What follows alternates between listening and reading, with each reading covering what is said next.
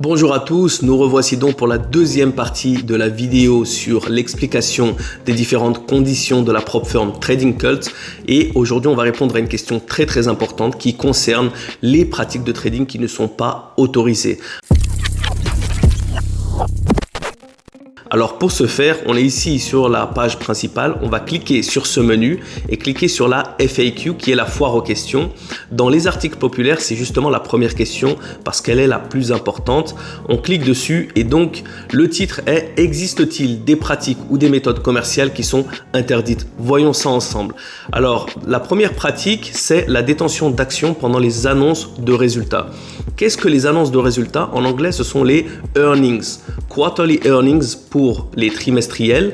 Et donc, il ne faut pas justement garder ces CFD sur actions ouvertes au moment de ces earnings.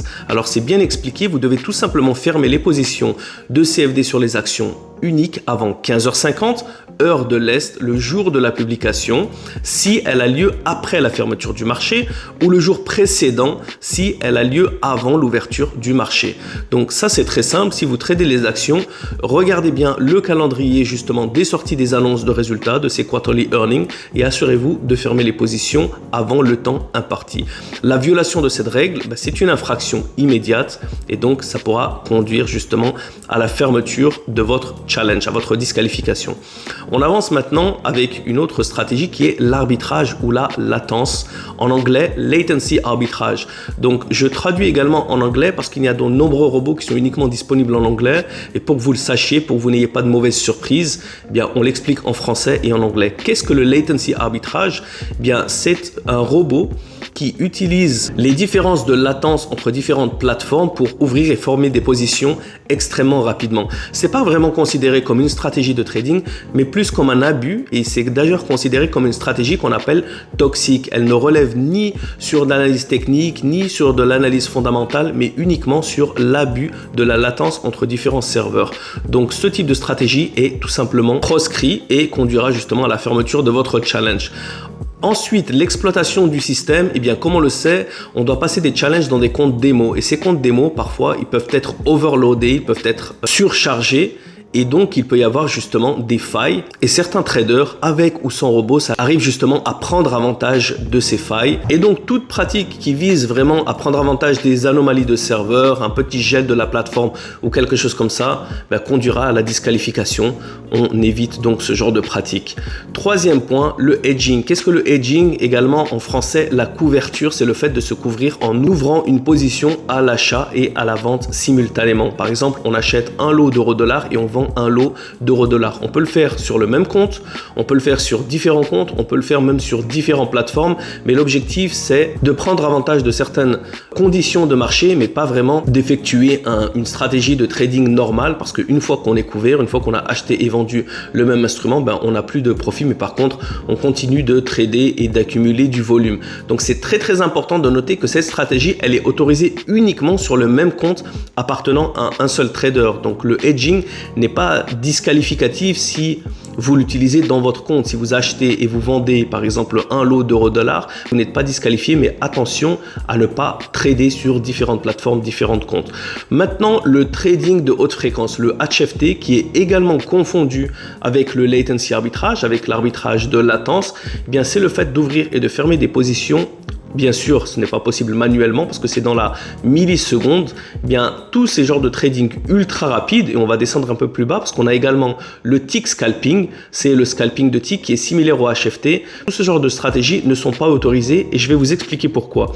L'objectif de la prop firm, c'est d'être fondé, c'est d'avoir un compte allant jusqu'à 1 million de dollars. Ce genre de stratégie est extrêmement sensitif à la volatilité. Vous pouvez gagner, mais vous pouvez également tout perdre en l'espace de quelques secondes parce que une stratégie de HFT peut ouvrir des milliers de positions dans la minute.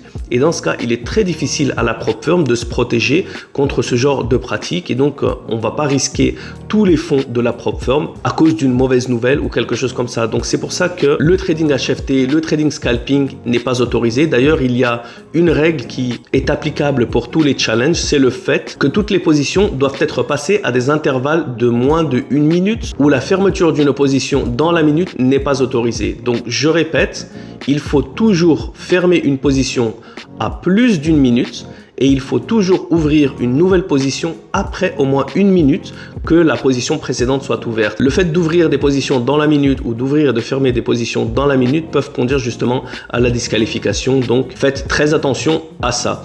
Ensuite, le pari à sens unique, qu'est-ce que c'est? C'est le fait d'ouvrir tout d'un côté, par exemple des achats d'euros-dollars d'un côté, et ça c'est une stratégie qui est plus considérée justement comme du jeu, comme du gambling, du jeu de casino, comme du pari, plutôt que vraiment du trading. Pourquoi? Encore une fois, l'objectif c'est de trouver des traders avec une stratégie variée. Le fait de tout mettre d'un côté, c'est un petit peu comme aller au casino et tout mettre sur le noir, en espérant que ça passe.